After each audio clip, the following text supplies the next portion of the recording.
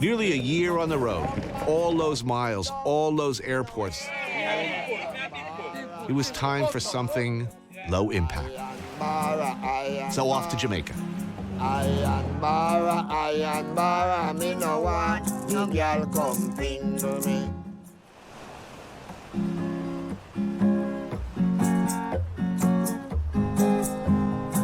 You probably know of Jamaica as a vacation paradise, but it's worth mentioning this is a divided country and has been in one form or another since the days of slavery. There's a small minority who control most everything, and then there's the poorer, generally darker-skinned majority, less connected, left out. Jamaican cuisine, a lot of it, still reflects this conflicted history. Breadfruit, saltfish, this was slave food, cheap, long-lasting, filling, introduced basically as feed. Bar, iron bar, and me no want no girl come a finger me.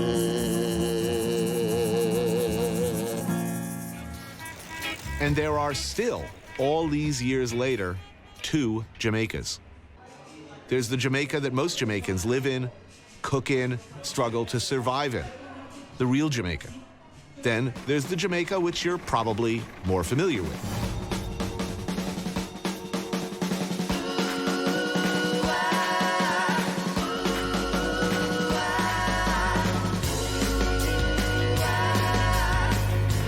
But tourists have been coming to Jamaica for a long time, when this part of the island, particularly Port Antonio, threatened to become an international jet-set destination. Local legend has it that Errol Flynn was shipwrecked here on his yacht in 1947 and promptly fell in love with the place. Before Flynn, it had been an empire of bananas, a huge industry that later became United Fruit. Bananas went out, tourists came in.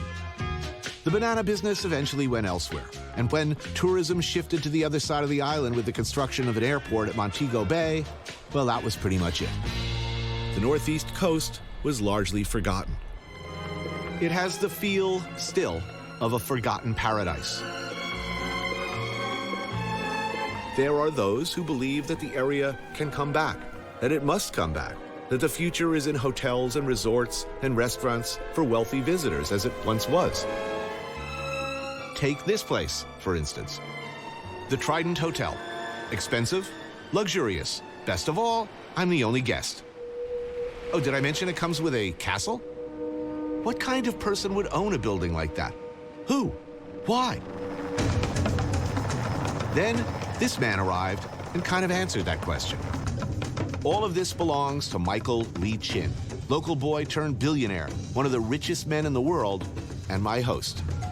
He's invited me for dinner. That's some rum before we do some crabbing, yeah? Right, yeah, that sounds like a plan. But first, we need crabs for that dinner, I'm told. Caught in the traditional style. A lot of crab holes. This time of year, Port Antonio is literally crawling with crabs, I'm told. It'll be really easy. Just scoop up the little bastards and then it's back to the pool. I'm frankly anxious to get this over with, so when the opportunity arises to stick my paw down into a hole where there's probably a pissed-off crab looking to clamp down on my pinky with his pincers, I could care less. Nothing. No, nobody home. What seems like several sweltering hours later, it's mission accomplished, and it's back to home base and time to get ready for dinner at the castle, followed by a party, I'm told. You grew up in this Yes. in this area. What was Port Antonio like in the 50s? Port Antonio was, it was vibrant, banana, lots of wealthy tourists. So Port Antonio was a happening place. It has not progressed out of the 50s. It's had very little tourism in recent years. Why isn't there lots of... Everybody loves reggae. Everybody loves Bob Marley. Everybody loves spicy, delicious Jamaican food. What's the problem? Because you don't get off a plane and go 100 yards to an all-inclusive. There's no real lift here. You have to get here. It's that simple? It's as simple as a lift, and it's as simple as we're shrouded by the Blue Mountains, and it's an effort to get here. So it filters out certain forms of travelers. So we have to make it a little bit easier to get people You get beat here. out by a lot of lame islands, let's face No, it. totally. Yeah. And even in Jamaica, lamer areas. For me, I say if someone says, oh, I've been to Jamaica and they haven't been to Port Antonio, I'm like, well, really, you didn't get a real feeling of Jamaica. During World War II, British naval intelligence officer Ian Fleming came to Jamaica on a secret mission to investigate possible U-boat activity. Like the legendary character he would later create, he was a spy. The mission came to nothing, but Fleming fell immediately in love with the island and vowed to return, which he did, buying this place, Goldeneye. He spent much of the rest of his life here writing a book each year at this desk. You know those books. Today, Fleming's cottage has been enlarged and made more luxurious as a hotel, but the original house still stands, along with some improvements.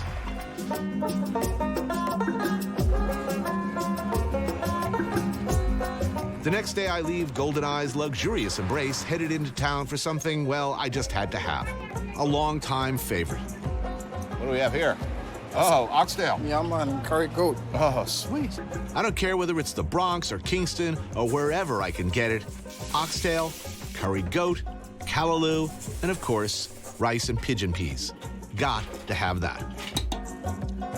Man, I love the food in this country. Man, it's the best. It's such a mix. Asian. African.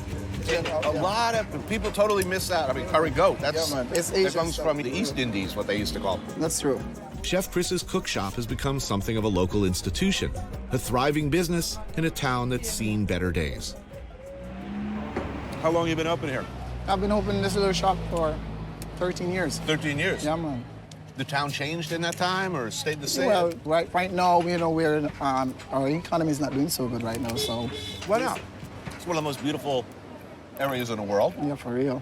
We have a beautiful waterfront. Beautiful weather. Yeah, beautiful ladies. Fantastic food. Yeah, what more could I ask for? What do you think went wrong? I mean, why would people stop coming? I guess the guys in the top seat messed it up, so they're trying to correct it now, you know? It's expanding fast. Yeah, it is. The town. It And is. they're going to be building all the way, Yeah, all the way down there. all the way around. Yeah, so, So that's thousands of tourists. yeah, thousands right? of Probably. dollars. To be honest, I'm waiting for that moment. I don't want to think.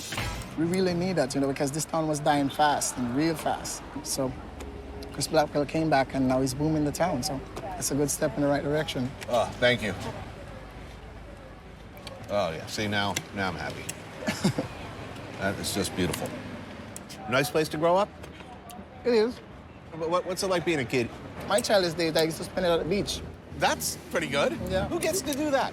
Well, I guess only me and my friends. But I mean, do you ever take it for granted? Like, do you ever get? Yeah, we do. You do? We do. See, the thing about it, when we really need it, that's the time we can't have it, you know?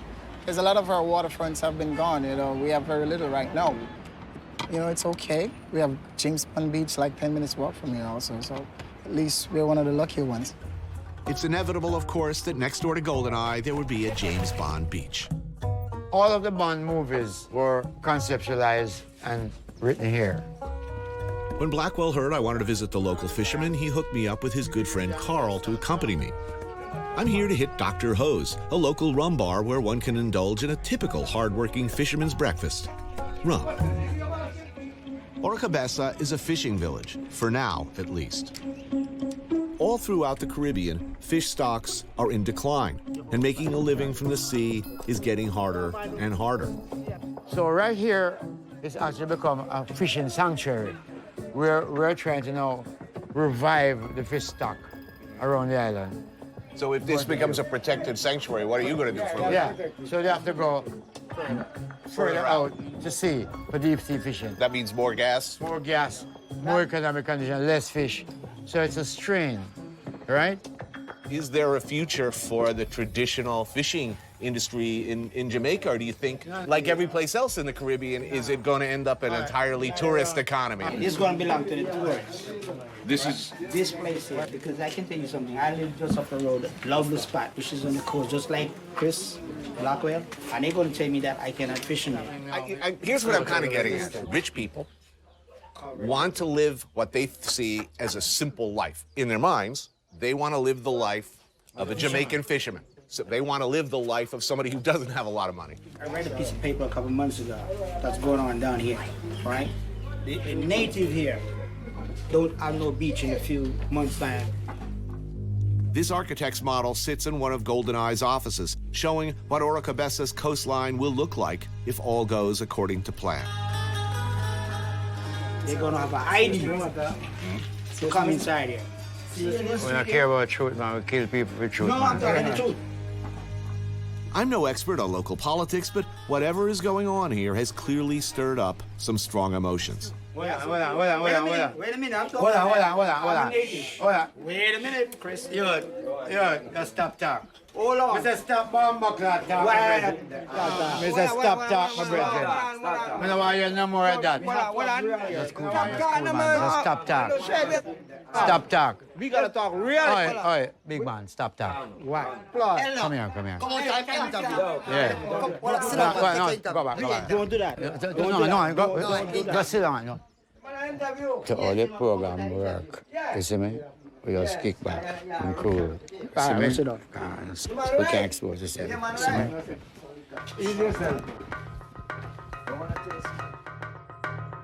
Which is better? To be your own man, uphold family tradition in a dangerous, ever-shrinking, ever more difficult business, trying to catch fish in the sea, or carry a golf bag for a wealthy tourist? I couldn't tell you. I was in the service industry cooking people's food for most of my working life, so it's not like I have anything against it. But I don't know.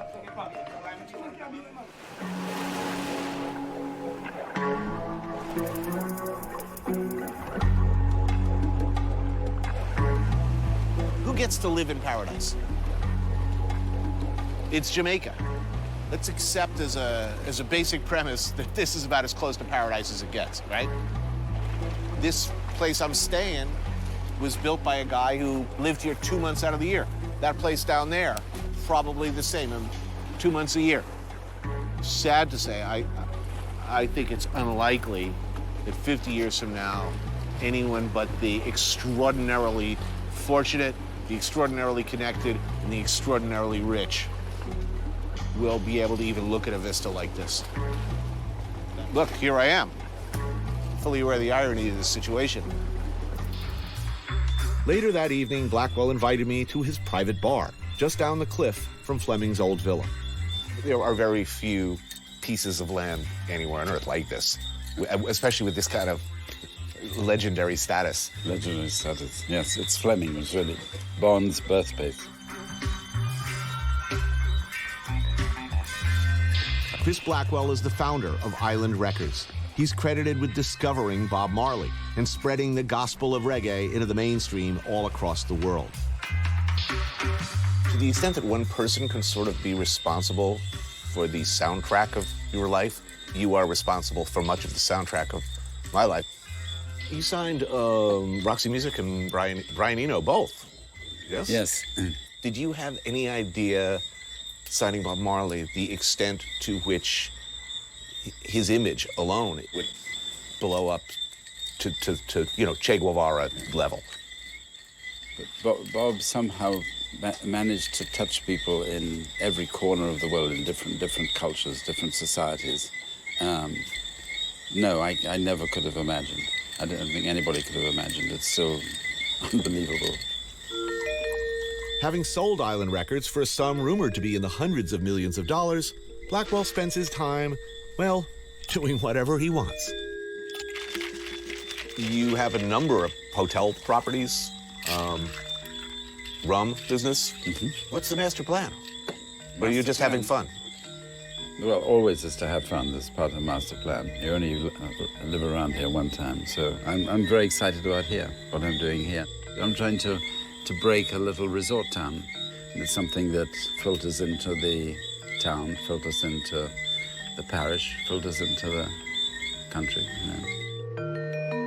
Lately, the project at hand is the Oracabesa Fish Sanctuary, set up to protect the local fish habitat and breeding grounds. A noble cause, but one that has put Blackwell squarely at odds with some of his neighbors. It seems to me that most people who come to Jamaica pretty much stay within the compound, you know, sandals or whatever, and don't really get out there much. It's a business model, and that business model works well for people.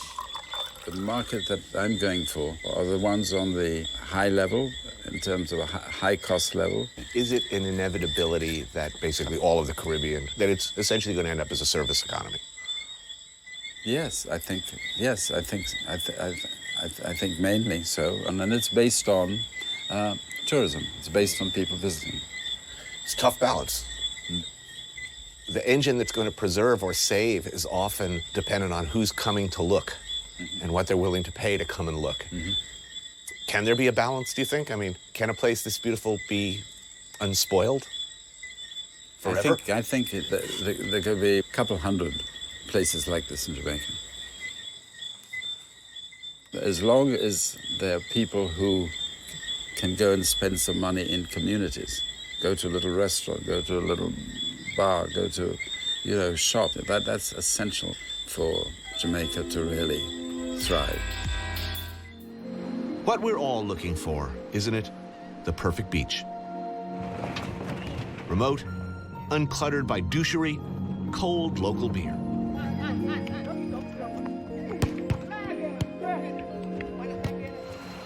Winifred's Beach is that beach. Mostly locals, a few clued-in visitors, white sand, clear, warm water. And of course, local food.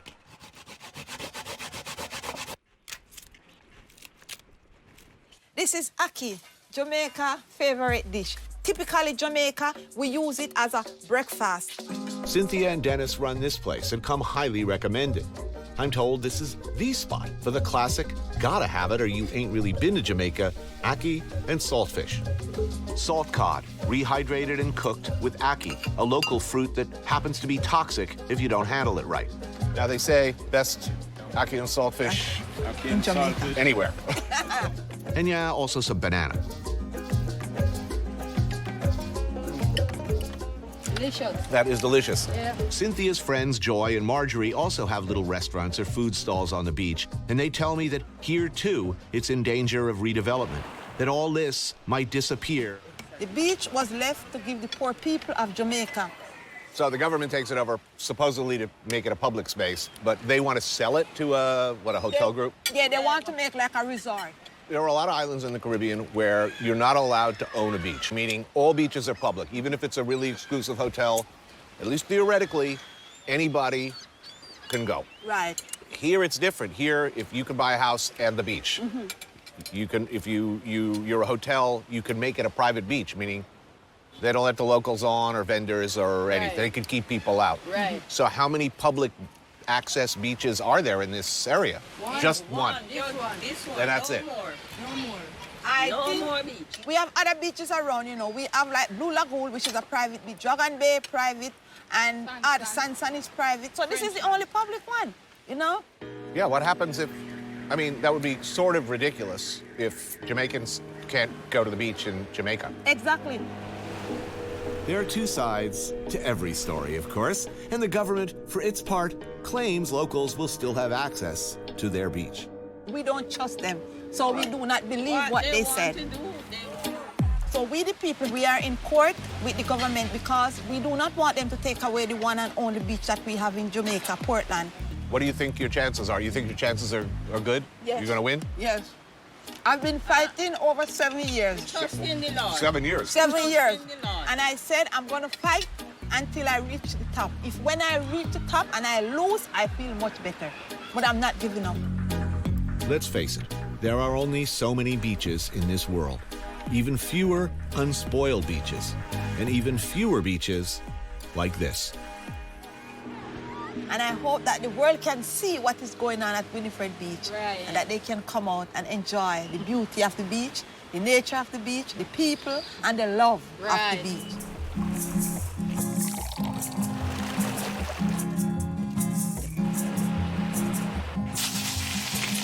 Next day, and I know where I'm going. Run among boom, gone abroad. Because you never know. Because it may not be here that much longer. Not like this, anyway. Know your name. Among sun, sand, rum, and ting. And some more food. I'm not going hungry today. Beautiful. Thank you. I'm so excited.